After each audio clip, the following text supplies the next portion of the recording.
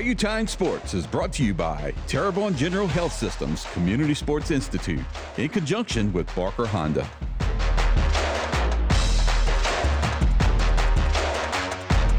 Hey everybody, welcome into Bayou Time Sports. I am Harry McCullough, and it is football season. You've seen the guys out and about, and they're going through their this time of year. It's always tough. It's not 2 days anymore, but they're back on the field, and we have one of the better programs in the country right there in Thibodaux, and we have the head coach. Head coach Tim Rebowe is joining us. We appreciate it, Coach. I know you're right in the middle of things, so we appreciate the time, but tell me about, we just got the big news that the Colonels will be ranked 23rd in America as you start the season. How are you feeling as you're going through the preparations?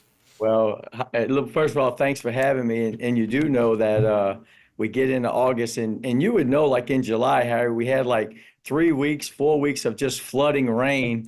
And all of a sudden we start practicing. We hadn't had a drop. We had our first drop yesterday. So going through a little heat, but you know, our facilities, I know we'll talk about that a little bit.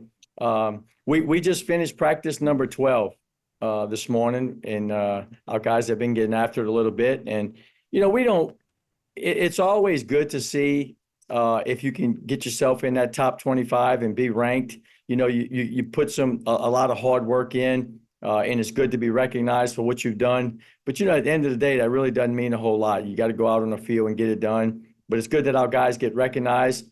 I guess it does put a little bit bigger of a target on your back, so to speak. But it's nice to be recognized. Yeah, you're not going to sneak up on people this year. You won the league last year, and you got a lot of guys returning. Let's talk a little bit specifically about your workouts now. We're looking at the scrimmage from last Saturday. You'll have another scrimmage this week. But you chose to work out as early in the morning as possible. I know Southern University's working out at night. It's really a big deal on how you're gonna handle the heat at this time of year, huh? Absolutely. You know, that and you get the late afternoon rain showers that used to bother us. We went to this schedule a couple of years ago, and you mentioned earlier, me and you were talking off the air, that there's no more two-a-days. You know, they did away with that a while back, but you do keep the guys all day, meaning we get them here early in the morning. We have some quick meetings, feed them, have quick meetings. We're on the field at 7:45. We get off about 10:15. They go home, they come back, they lift, we meet, they eat, they come back at night. We have some more meetings, we have walkthrough, and we're done about 9 o'clock every night. So it is full days because there's so much that you have to do, so much you have to install. It's not always all about just getting out there and running the plays and practices. There's things you have to do off the field too. And it's also building, you know, some teamwork and some camaraderie and some of the things that you do. So it is full days, but we like to get it done early in the morning, and it's been a pleasure for us having that covered practice facility that we get to go under, even to try to beat some of that heat. Yeah, those facilities look great. I know you're taking advantage of it as well. Look, this program is I was telling you, I thought you had won 4 or 5 championships. It's only been 3 in 9 years, but from where you took this program over to where it's at now, it's an unbelievable credit to you and the program you put together. This team really made a nice little run last year in the playoffs. Should have beat Tulane. Y'all were right there with Tulane. I saw that game in New Orleans last year. And you got almost everybody back. So tell me a little bit about this team, and I'm sure you got high expectations this year. Yeah, listen, our schedule, our non-conference schedule is always pretty tough. And it was no different last year, having to go to TCU, having to play Tulane, having to play a good Sacramento State team who's really, they'll be ranked in the top 10 again this year. But our guys knew at that point that we still had a good football team. You know, we started out 0-3, and we said, hey, let's just stay the course, keep doing what we're doing. I got to give credit to the seniors and the players. They held things together in that locker room. I said, hey, let's see what happens when we get into conference play. And we ended up going 7-0 in conference and winning the conference championship and making it to the playoffs. You know, in the playoffs, didn't quite fare as well as we wanted to. But that could be a little bit of motivation factor for us coming back this year. Our guys know it's kind of some unfinished business. We didn't end it like we wanted, so they started in January, busting their tail and prove to get back that we belong and what we can do. And we do have a lot of guys coming back. We got the Player of the Year in the conference in Jalen Spears. We got Colin Guggenheim, first team running back. We got Evan Roussel, all conference lineman. And you have your quarterback back. And anytime at any level I've been, when you had your starting quarterback back, you have a chance to be successful. I like this group defensively. We got a bunch of guys. I think we have maybe 16 guys that have been nominated for all conference, which is pretty nice because I was joking with the guys the other day when we got here in 2015. We had one guy that was nominated for all conference. So how far we have come. But all those guys know this too. They said, hey, man, they would trade in the all conference, for that championship at the end. And preseason is nice, but they want to be all conference at the end of 2024. Yeah, no kidding. And talking about that lefty quarterback a little bit, as you talk about that really impressed me. You see him play. The coach on the field thing is kind of a cliche, but it is important. I think you mentioned it. How big is it to have him back? Yeah, Pat McQuaid, he's a coach's son. And I know you've been around players that have been coaches' son. They grew up in it. And that was him. He came in from junior college last year. He had something about him. He had it.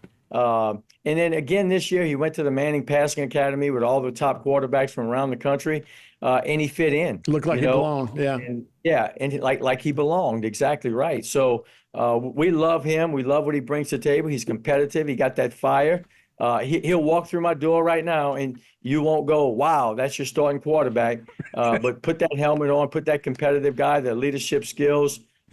He's a field general out there for us. Yeah, no doubt. All right, Coach, we got a segment to go. We'll take a break. We'll be right back with Coach Tim Rebowe right here on Bayou Time Sports.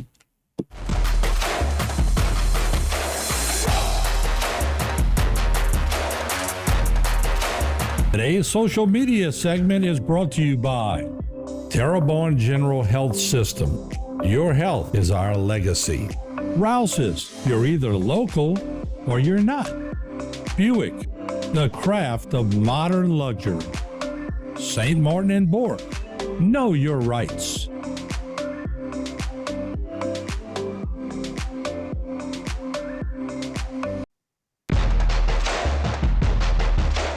Bayou Time Sports is brought to you by Terrebonne General Health Systems Community Sports Institute in conjunction with Barker Honda. Everybody, welcome back to Bayou Time Sports. Harry McCullough here. We're spending some time with head coach of the Nicholls Colonels, Tim Rebowe, who's headed ready for a big season. And it's always great to have expectations. The Colonels are number 23 in the nation, although you're behind a team you beat last year. So we're not gonna cry too much about that. It's all about what's going to happen on the field. You start on the field at Louisiana Tech, and then you go to Baton Rouge. That's a great way to start the season. And I guess it is good to play in those big facilities. And I'm sure there's a lot of players on your team who are going to love being at Tiger Stadium. But that's just part of the game. You got to go play tough schedule, preseason, make a little money, and then come back and get into conference play. Right, Coach?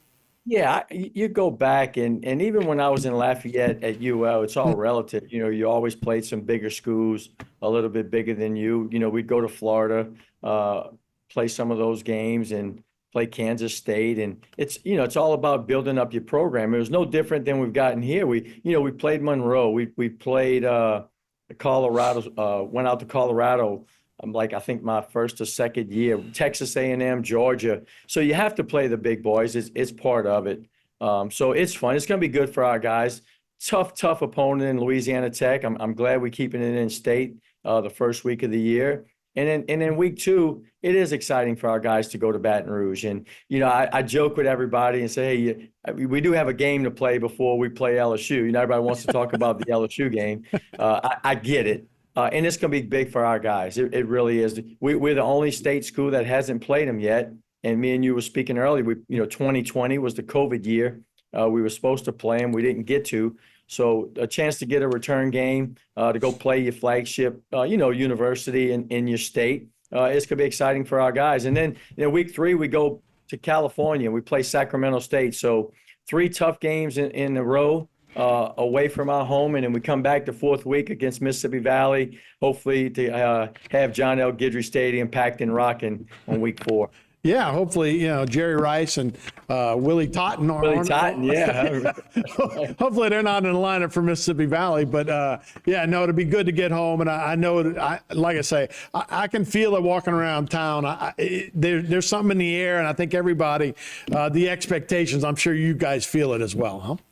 Yeah, they are, and it's good. Look, I get asked that a lot. Where would you be rather, be picked or whatever? But, we were picked last. We were picked in the middle of the pack. We were picked first. I'm just glad we're in the talk. We're in that conversation. So it is have a lot of excitement, people expecting. But, I tell the guys that too. What comes those expectations, man, comes some responsibilities and some things that you have to take care of on and off the football field. So our guys understand that. They've been working really hard. I do want to mention another big game, Harry. I think that kind of getting overlooked because we play those first 2 games is we have Southern back on the schedule for the first time in years. I mean, it might have been the last time when I was here in the 90s that we played Southern, because we used to have some big rivalry games against them. It went away, and I got to give JT, our athletic director, credit for that.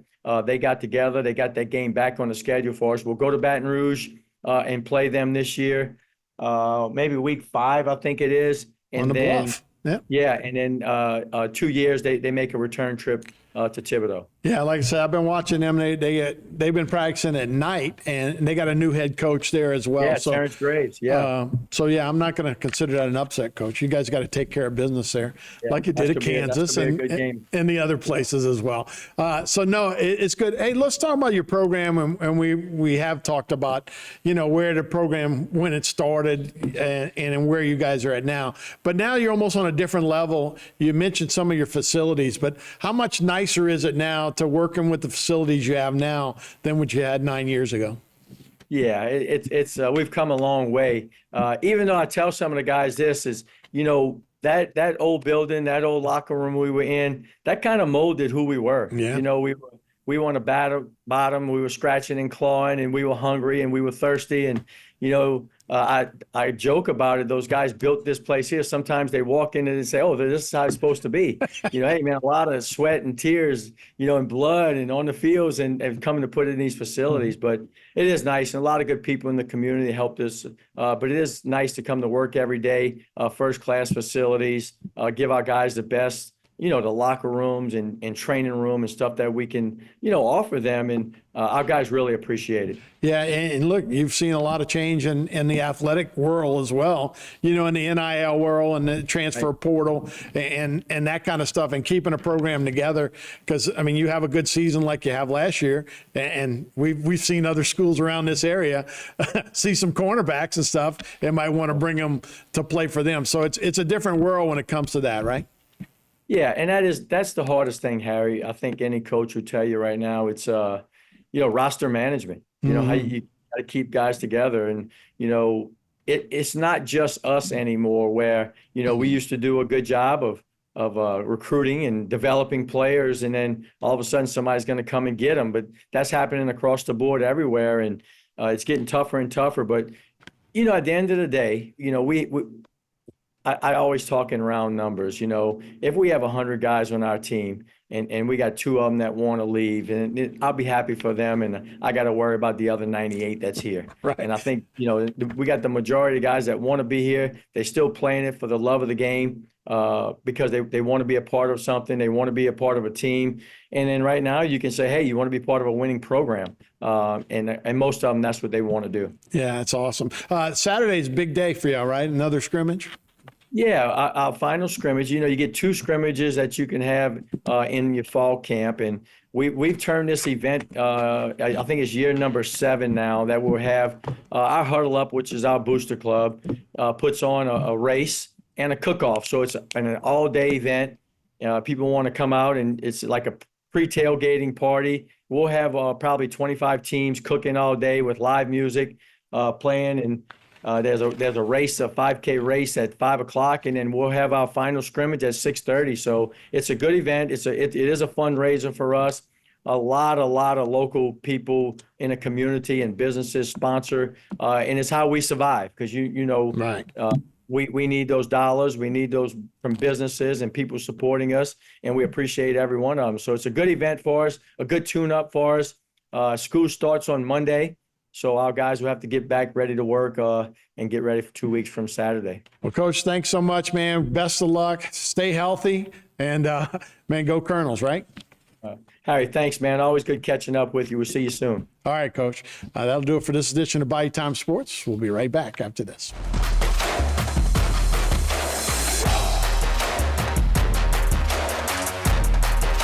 Today's social media segment is brought to you by South Louisiana Bank. It's better when we bank together. Waits and Downer, attorneys at law. Terrebonne Ford, built Ford tough.